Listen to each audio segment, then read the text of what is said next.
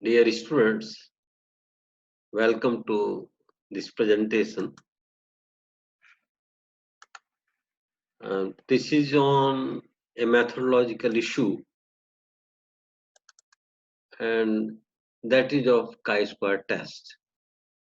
I am K Sharma, and I teach in Humanities and Social Sciences department in IIT Kanpur. Chi-square is used for study of association and relationships. Obviously, sociology, and why sociology only, psychology, anthropology, all social sciences, including management studies, aim at studying causal relationships between social facts and variables. The variables may be qualitative or quantitative. In this lecture, we will focus on chi-square test, which measures strength of association between two or more qualitative variables or attributes. However, application of chi-square goes beyond measuring merely associations between two attributes or two qualitative variables. It also helps in testing goodness of fit of theoretical models and comparing covariance and correlation matrices. Examples of association in sociology are the relationship between caste and education. Caste is not a numeric variable. You may say that caste has a hierarchy, but that's a different thing. Caste is not a numeric variable in the sense in which you can measure weight, temperature, or distance. Caste refers to category, and categories are qualitative variables. Similarly, education. Usually, for caste in our official document these days, we use categories like scheduled caste, scheduled tribe, OBC or other backward class, and others. And for education, we often use the categories illiterate, literate, high school, intermediate, graduate, and above. And we want to see whether there is a relationship between caste and education or not. Other examples are religion and migration. The data may be on religious orientations of people and their migration status, whether they are migrants or non-migrants. Urban-rural residence and use of family planning, ever experienced domestic violence and anemia, wealth quantile and emotional violence experience, religiosity and preference for political parties for voting behavior, stress during pregnancy if categorized into low, medium, and high, and birth outcome, gender and career, industry or economic activities, and comprehensive knowledge of HIV and AIDS. Students, chi-square is used for frequency data because you are dealing with qualitative variables or categories. You have data on frequencies, how many people or what type.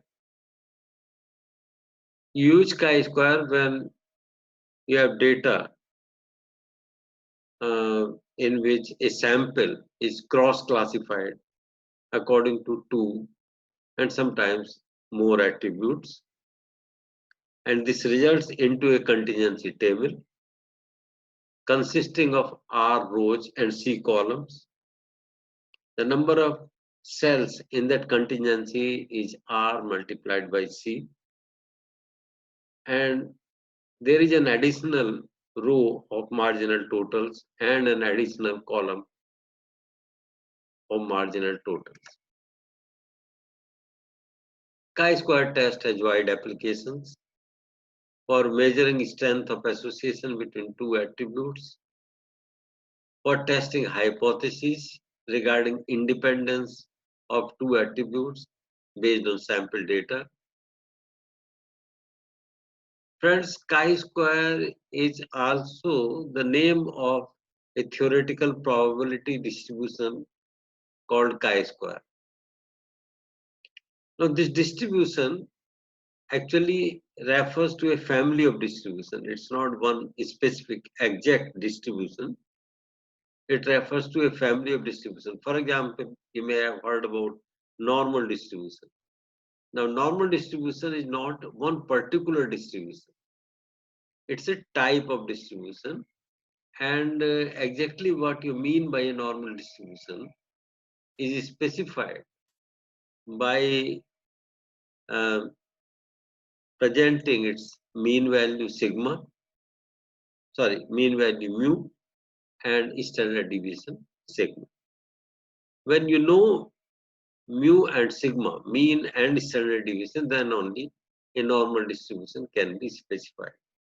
Otherwise, in a very general form, 1 upon sigma root 2 pi e raised power minus half x minus mu by sigma whole square, it's only a reference to a type of distribution or a family of distribution. Likewise, Poisson distribution refers to a family of distribution, but when lambda or its parameter is specified, it becomes a particular distribution. So chi-square is specified in terms of its parameter, which is called degrees of freedom, or K.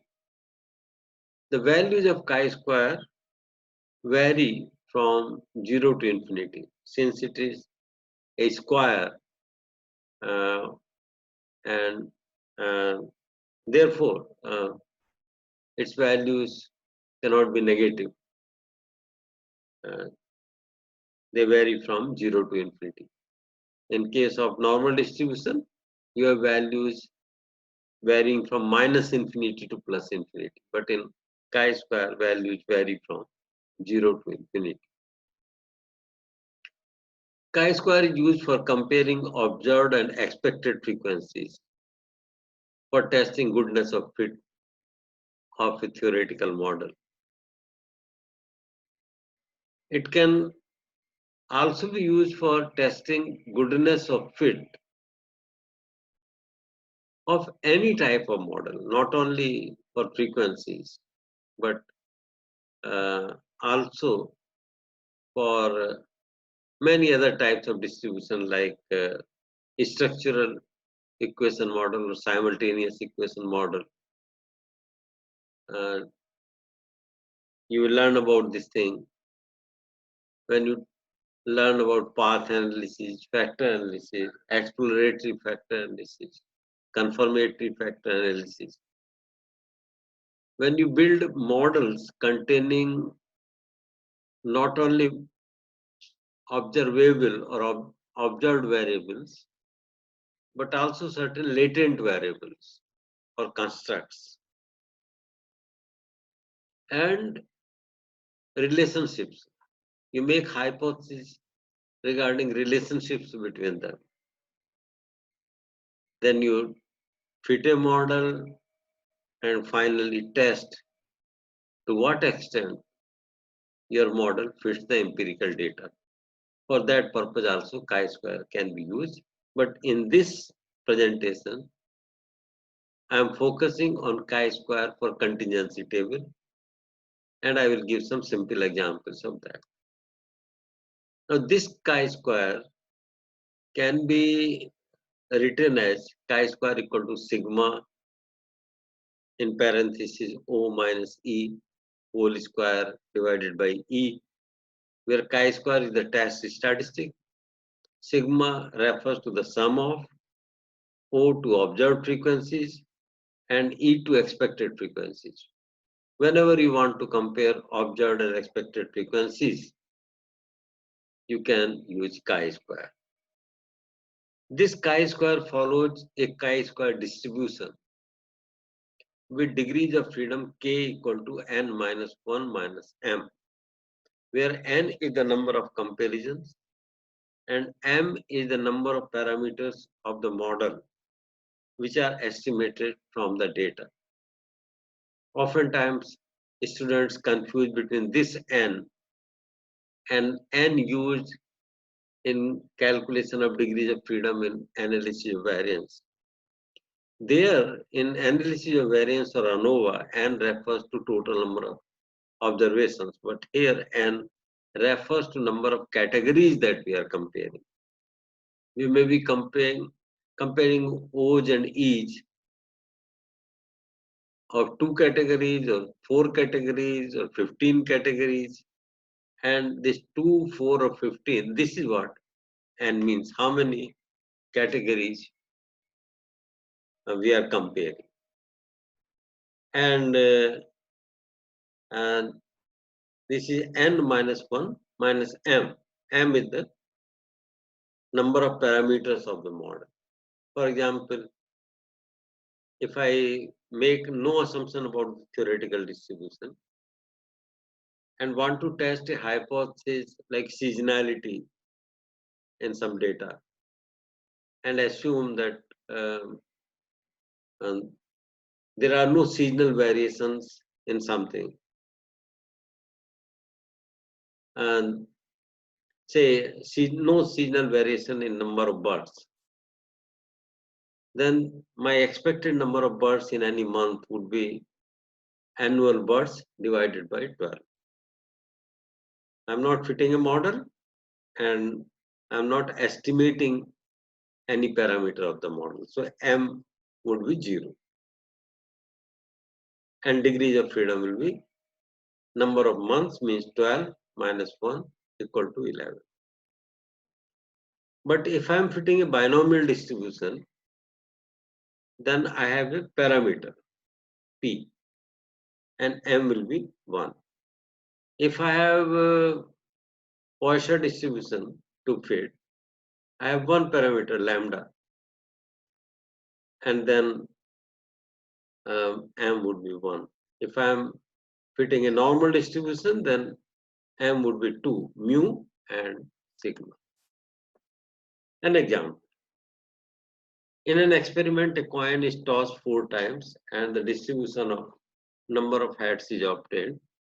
This experiment is performed 50 times and the results are as shown in the table. The question is, do the data show a binomial distribution? Observed frequencies are given, which means in any one experiment, there may be head or there may be tail. So head may be 0 or 1, tail may be 1 or 0. But when I repeat this experiment 4 times, the number of heads may be 0 or 1 or 2 or 3 or 4. And when this whole experiment of 4 tosses is repeated 50 times, each time you have either 0 or 1 or 2 or 3 or 4.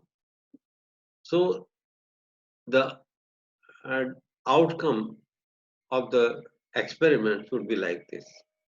Out of 50 times, you get 2 cases in which there is no head in any of the 4 experiments.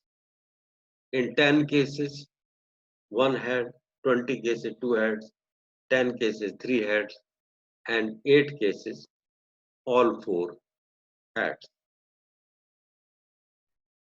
Now we calculate chi-square. To calculate chi-square, first we have to identify the binomial distribution which might fit these data. For that, we go for method of moments. We calculate mean of the given data and mean of the theoretical distribution. Mean of the given data frequency distribution 0, 1, 2, 3, 4 is 2.24, and n is 4. Obviously, we have 4 experiments every time, and mean of the theoretical distribution is n into p, and since mean is equal to 2.24 and n is 4, so p is 0.56. Now, in a binomial distribution in which n is 4 and p is 0.56, we can calculate the respective probabilities of getting 0 head, 1 head, 2 head, 3 head, 4 head. In the table shown on the screen, the first column X refers to outcome 0, 1, 2, 3, 4 heads. Second column to observed frequencies. Third column to probabilities of getting 0, 1, 2, 3, 4 heads.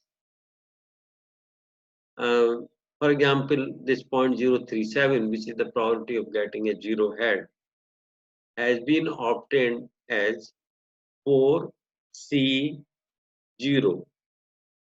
0.56 raised to power 0, and 1 minus 0.56 raised to power 4. After getting probabilities, we calculate expected frequency by multiplying these probabilities by 50. Then we calculate the difference between observed and expected. In the first row, the difference is 2 minus 1.85 equal to 0.15. The square of this difference is 0.0225, and O minus E whole square divided by E comes out to 0.012162. The sum of the last column comes out to be 4.013173. Now, you will agree with me that if chi-square comes out to be 0, it means that all the observed and expected frequencies are same. And that means the theoretical distribution fits perfectly. If the value of chi-square is very high, suppose it comes out to be 200, then it means the distribution does not fit well. Now, friends, somewhere we have to put a limit. In decision making, if I have to make a decision whether I can say that the binomial distribution fits the data or not, I have to put some limit, say at 5 or 10 or 15 or 20, that if my chi-square is less than this, then I will say that the distribution fits. Otherwise, I will say the distribution does not fit. And for this purpose, I need the tabulated values of chi-square distribution with degrees of freedom. In this example, it is 5 minus 1 equal to 3. I need tabulated values of chi-square for 3 degrees of freedom. And the table shows that there is a value 7.82 in a chi-square distribution with degrees of freedom 3, beyond which only 5% area lies. So if my chi-square follows a theoretical distribution with degrees of freedom 3, there is hardly 5% chance of getting a value more than 7.82.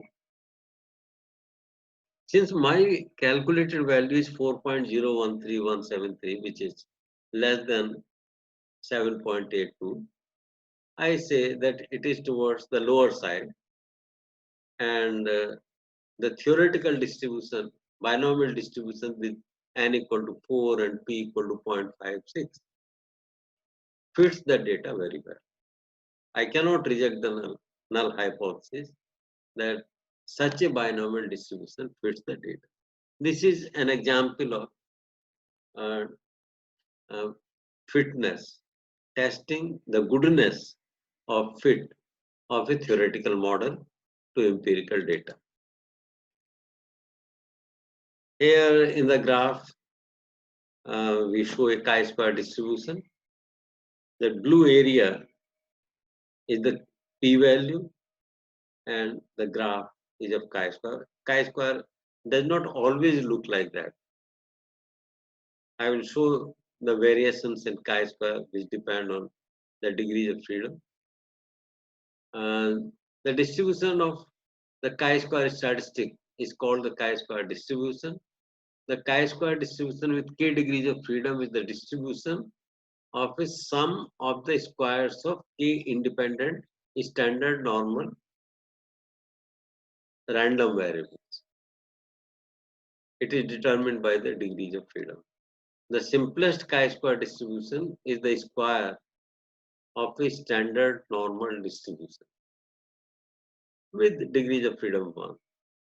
And the chi-square distribution is used primarily in hypothesis testing. The density function of chi-square looks like this. F chi equal to 1 upon 2 raised power k by 2 gamma k by 2 chi raised power k by 2 minus 1 and e raised power minus chi by 2 for all values of chi which are greater than 0. And for values less than 0, the probability is 0. Means we are not expecting any negative value of chi, only positive values are possible. Friends, the various shapes of chi-square will look like this. Actually, for 1 degree of freedom, chi-square does not touch the y-axis. In algebraic terms, we say that the value of chi-square is asymptotic. For 2 degrees of freedom, chi-square distribution begins from a particular point on y-axis. You see, for 4 degrees of freedom, green, chi-square looks like a Poisson distribution. For degrees of freedom 2, it looked like a negative exponential distribution. 4 degrees of freedom, something like Poisson distribution, which is positively skewed. And for 10 degrees of freedom, it looks like more like a normal distribution.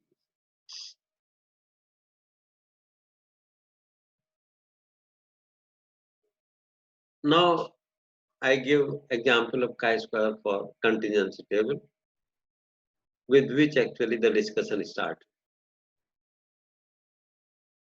For chi-square as a measure of association between two attributes, or for testing independence of two qualitative variables, we use this. Calculate expected frequencies for all cells using the null hypothesis that the two attributes or two variables are independent. Assume that marginal totals are fixed, means the row of marginal totals and the column of marginal totals is fixed. Compare expected frequencies with the observed frequencies. The formula is same, chi square equal to sigma O minus E whole square divided by E. Here is an example.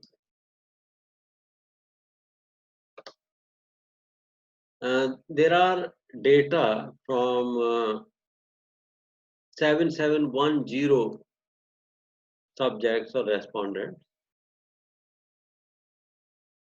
Among them, 3879 are non-migrant. 3259, you see, I'm referring to the last column. 3259 are short distance migrants and 572 are long distance migrants. Total is 7710.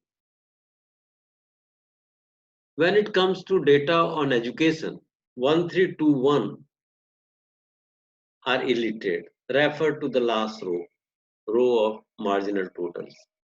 42103 is number of illiterates. 1433 is number of those who are primary pass. And 753 are high school pass and above. Particularly remember the figures written in red. 572 are long distance migrants. 753 are high school pass. And 80 are those who have both these properties. They belong to a cell, high school pass, and long distance migrants. Now, to test the association between education and migration, we need to calculate the expected probabilities by dividing the figures in the marginal row and marginal column by the grand total. Actually, the expected frequencies for different cells would be like this: 0.074968, 0.269261, and so on. How is 0.074968 obtained? It has been obtained by multiplying 3879 and 1321 and then dividing by 7710. So in this way, for all the cells, we get expected frequencies expected under the assumption or the null hypothesis that education has nothing to do with the migration status.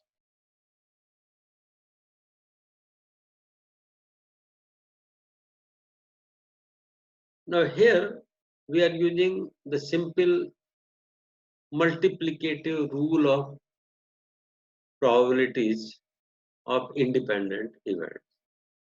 Like probability from this universe, suppose this is a universe, and I select a person randomly, and I focus only on one attribute, say high school education.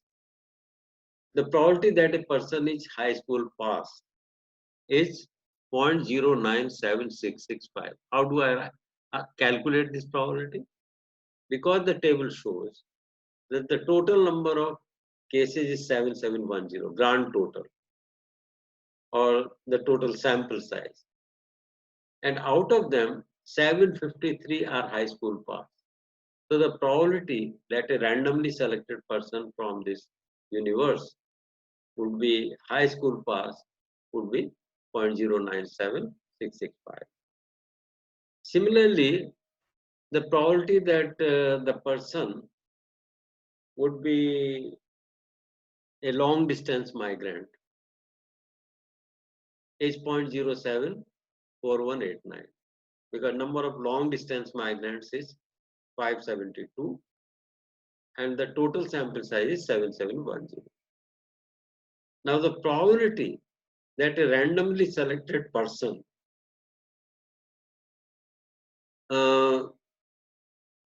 is high school pass and long distance migrant. There are 80 cases in the table of this type. In the cell, high school and long distance migrant, there are 80 cases. So that probability is 0.010376. Now, under the null hypothesis that the two attributes are independent, that education and migration are independent, the probability, theoretical probability of high school and long distance migrant should be probability of high school into probability of long distance migrant, and that would be 0.097665 multiplied by 0.074189, and that is 0.007246. This is not same as 0.010376. 0.07246 is the expected probability. 010376 is the observed relative frequency of the cell showing two attributes: high school pass and long distance migrant. Expected frequency, therefore, in HS and LDM would be 7710, which is the sample size, multiplied by the expected or theoretical probability 0.007246 or 55.8. Expected frequencies can be decimal points also, although observed frequencies will always be whole number. So if the null hypothesis is correct, means if migration and education are two independent phenomena, then in the cell of HS and LDM we expect 55.8 cases, but actually there are 80 cases. And so there is a difference between observed and expected, which is observed minus expected equal to 80 minus 55.8 or 24.2, which is not 0. And O minus E whole square divided by E for this particular cell is 10.495. 24.2 multiplied by 24.2 divided by 55.8, 10.495. Similarly, you can calculate this O minus E whole square divided by E for all the cells and add, you get chi square for the contingency table. This is how we calculate chi square. We can see that the contribution of this cell is 10.49 and we calculate contribution for all the cells, and by adding all of them we get chi square for the contingency table. The degrees of freedom is R minus 1 into C minus 1. This can also be taken to be the measure of association between the two attributes. If there is no association, chi square is 0. But if there is association, chi square can be any large figure. For sample data, if chi square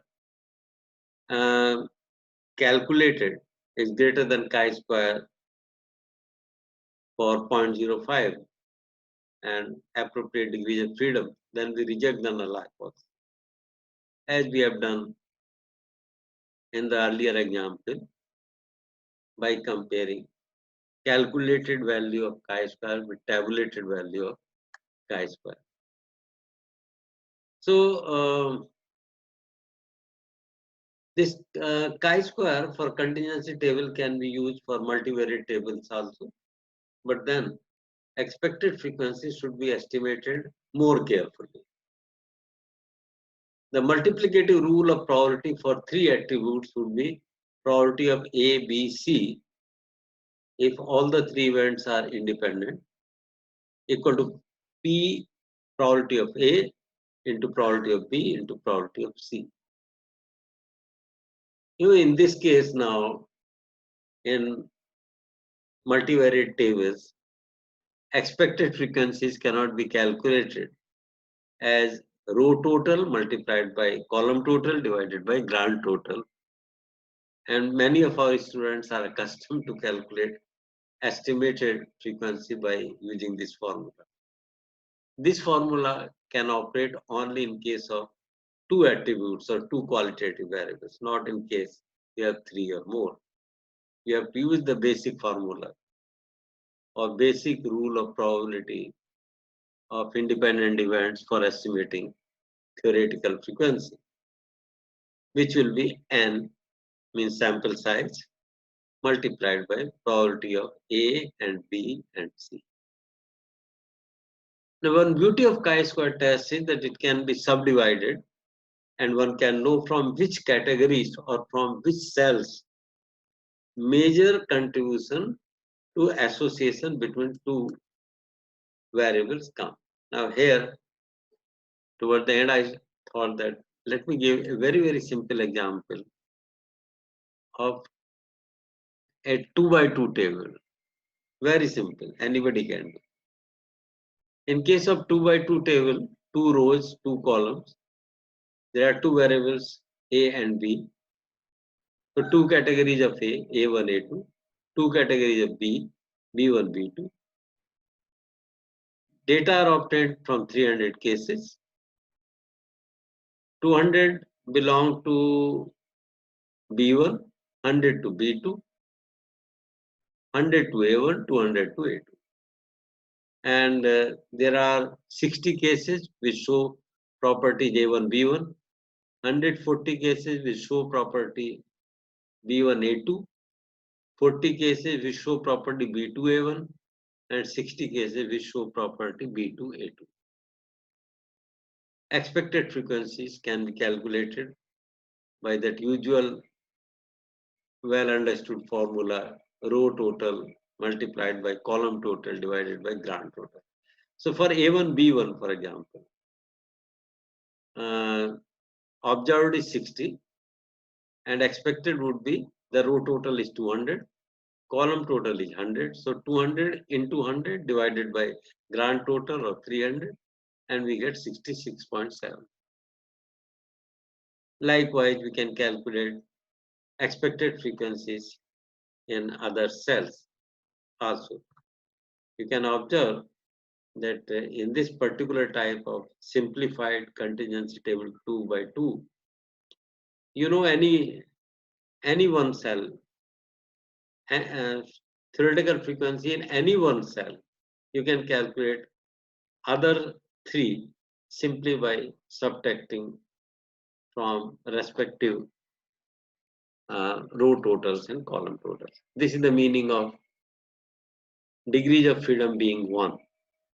Actually, degrees of freedom being 1 implies that given the row totals, marginal totals and column marginal totals, only one observation is free. If you fix any one observation, if you fix any theoretical frequency in any cell, other theoretical frequencies can be estimated directly.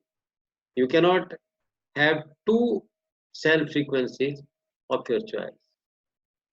Now, here is the calculation of chi-square. Observed frequencies 60, 40, 140, 60, total is 300. Expected frequencies, next column O minus E, next column O minus E square, and finally O minus E square divided by E. And the divided by E is missing. You can add O minus E whole square divided by E. And thus, in the first row of the last column, you have 44.89, which is O minus E square divided by 66.7 or 0.67, 301,349. The total of all the values in the last column comes out to be 3.0308. We don't have to go up to 4 decimal points. In short, you can say that it is 3.03. For 1 degree of freedom, the value of chi-square beyond which only 5% area lies is 3.84. That means under the null hypothesis, when we fit a chi-square distribution, the distribution is such that in 95% cases, I am sure that the value of chi-square will come out to be less than 3.84. Now, since my calculated chi-square is 3.03, which is less than 3.84, there is no reason for me to reject the null hypothesis of independence of A and B. This is how data are interpreted. Now, friends, there are certain limitations of chi-square. Some of these points I have already mentioned, I will repeat, but because they are important. That chi-square is used for frequency data only and not for numeric values or proportions. In chi-square equal to sigma O minus E whole square divided by E. O and E refer to frequencies observed and expected. You cannot use probability or proportions or percentages as O's and E's.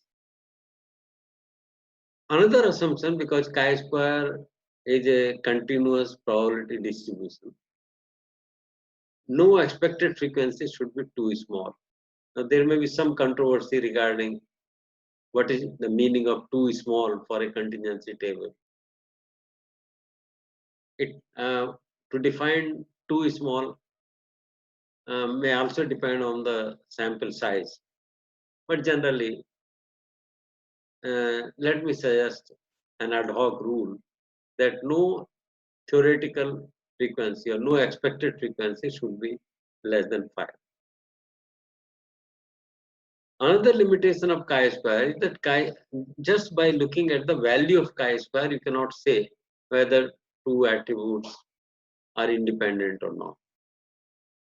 You have to compare calculated value of chi-square with tabulated value of chi-square with appropriate degrees of freedom. So this is another limitation. Like in case of correlation coefficient, if correlation coefficient comes out to be 0.2, you can say that the correlation is rather weak.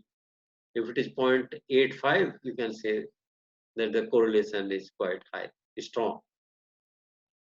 If I tell you that chi-square for a contingency table comes out to be 7.2, you cannot make any guess whether the two attributes are independent or not. So no interpretation of direction or relationship or order as in the case of correlation. If chi-square is significant and you say that the two attributes are associated, you cannot make any statement regarding direction or relationship. In our example of education and migration, chi-square may be significant, but I cannot say just by looking at chi-square whether increase in education and improvement in educational levels makes people more migratory or more sedentary. I cannot predict the direction just by looking at chi-square. Maybe I have to go back to frequencies, and to make that kind of statement, I have to see what are the frequencies or proportions of migrants at various levels of education. But just by looking at chi-square, nothing can be said. Another limitation is that the value of chi-square depends on the arrangement of contingency table. If you subdivide or merge some rows or columns, chi-square will change. So chi-square is sensitive to what kind of categorizations we have used, how many categories, and what your categories are. Two researchers may use the same data, same sample size, same methodology, everything is same. But if their number of categories or the nature of category, suppose I divide the category of high school into two categories, less than middle or middle to high school, or means I add one more category. So far I had categories illiterate, literate, um, high school, or primary pass, high school, illiterate, literate, primary, high school, intermediate, and graduate and above. I will get some value of chi-square. If I introduce one more category of middle pass, means I say up illiterate, literate, primary, middle, high school, intermediate, and then graduates and above. One more category is introduced. The value of chi-square will change. If in place of making categories of non-migrants, short distance migrant, long distance migrant, I make only two categories, non-migrants and migrants. My chi-square will change. So this is a serious limitation. Your chi-square depends on the arrangement of the contingency table. And for making an interpretation of chi-square, you need tabulated value of chi-square for appropriate degrees of freedom. To circumvent some of the limitations, some researchers have suggested other measures like phi coefficient. There are so many measures of this type, but I will talk about one or two only. Phi coefficient of Cramer's V is an improvement over chi-square. This Cramer's phi is defined as the square root of chi-square by n into k minus 1.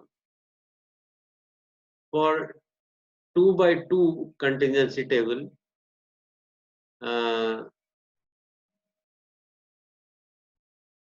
it is square root of chi-square by n. Otherwise, it is square root of chi-square by n into k minus 1. Its value lies between 0 and 1, and it can be interpreted as correlation coefficient. You see, this the advantage of phi coefficient or square root of chi-square by n is that now you get a value which is between 0 and 1. If the value of chi-square is so high that it suggests dependence, then the value of square root of chi-square by n would be more towards 1. And if the value of chi-square is so low that it suggests independence of two attributes, then the value of phi coefficient will be towards 0. So as you interpret correlation coefficient between 0 and 1, you can also interpret phi coefficient. Generally, we calculate phi coefficient for 2 by 2 table, but Cramer's phi can be calculated for other tables also. The most commonly used measure of association these days is Cramer's V. Cramer's V is chi-square divided by n, which is phi square. Chi-square by n is nothing but phi square, divided by square root of minimum of r minus 1 and c minus 1. Which means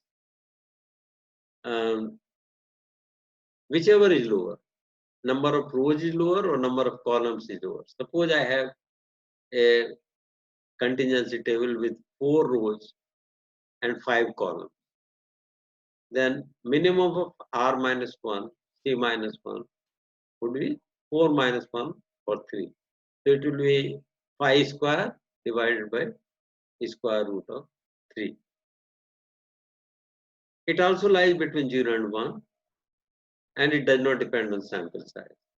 So you don't have to refer to any chi-square table. The advantage is that phi square or Cramer's V are indices which can be interpreted on their own. If the value is very low, then it means there is no relationship. If value is close to 1 or is high, then that means that there is a relationship. And they can be interpreted like correlation coefficient. There are other alternatives to chi-square. Fisher's exact probability test is one. uh, in which we calculate, this was due to Fisher, that's why it is called Fisher's exact probability test. And we calculate the probability of getting a particular configuration. And then we also calculate probabilities of getting extreme configurations and add them up. If that addition comes out to be less than 0.05 or less than 0.01, depending on our preference for type 1 error, then we say that there is a significant relationship, significant association. Otherwise, there is no association. There are also Goodman and Kruskal lambda. In this short presentation on chi-square, we are not going to discuss Goodman and Kruskal's lambda. But friends, it's based on a very interesting concept, and some of you may like to explore this further. This refers to relative reduction in error of prediction of one attribute given the knowledge of the other. Like in case of education and migration. Suppose on the basis of empirical data on migration only, I am supposed to guess uh, migration status of a randomly selected person. I can say that the person is migrant or the person is non-migrant. In any case, I make some error.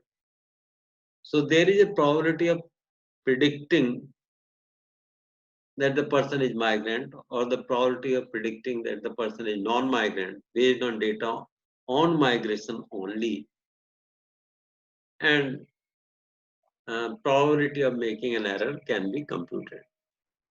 Now in the second case, suppose somebody tells me that, okay, you select a person randomly, but subject to the condition that the person has this much of qualification, educational qualification, that the person is high school pass.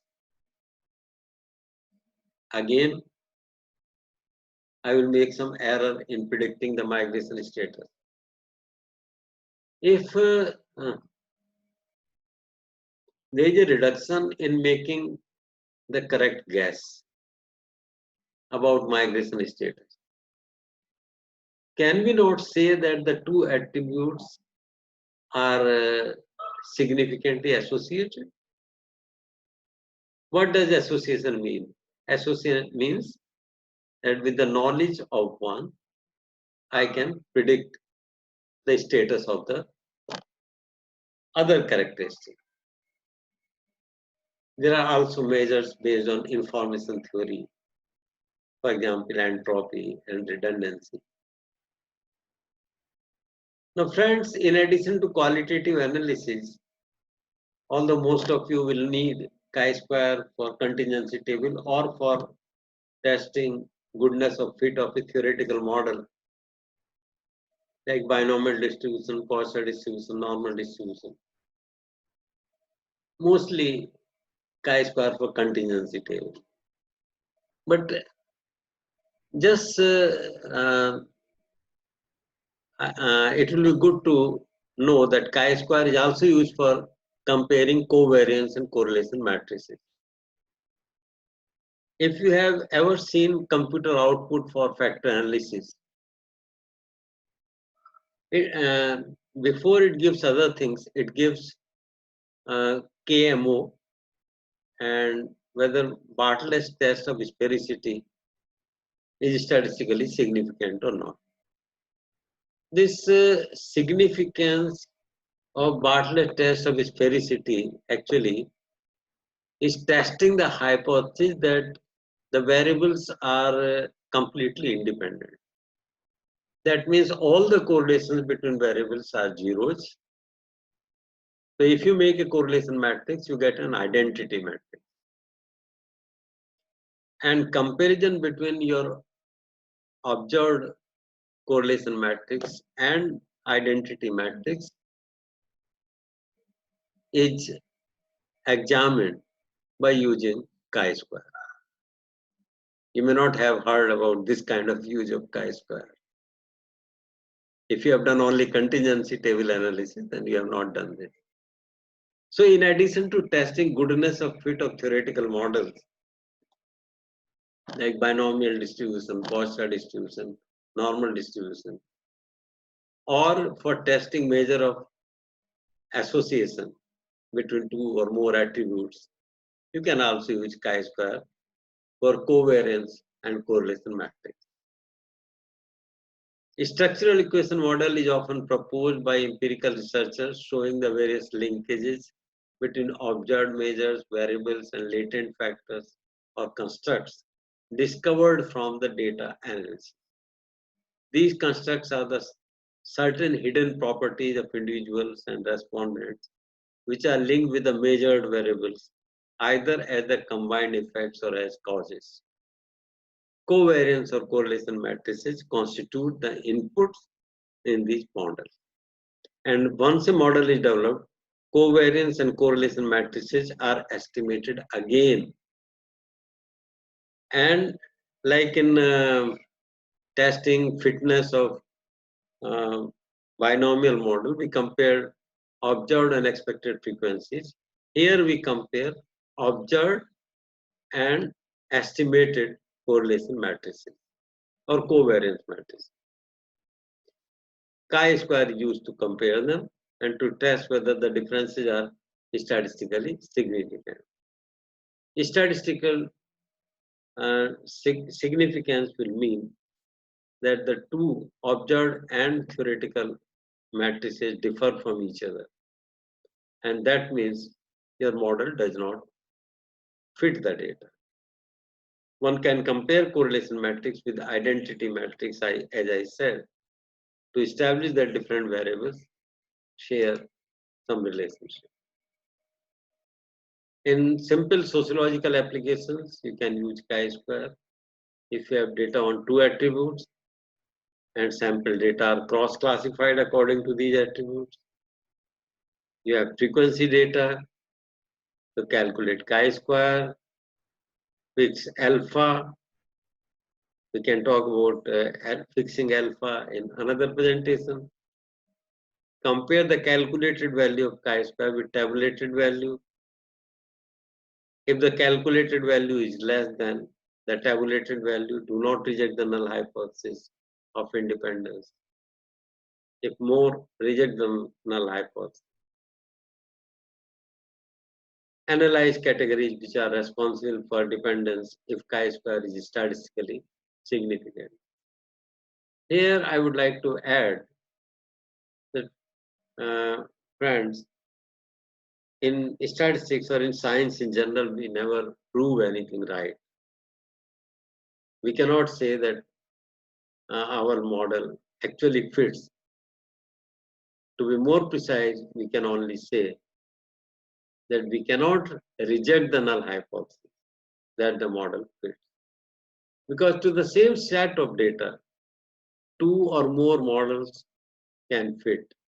It's possible that to a given set of data, binomial, Poisson, normal, negative binomial, log normal, many kinds of distributions fit well.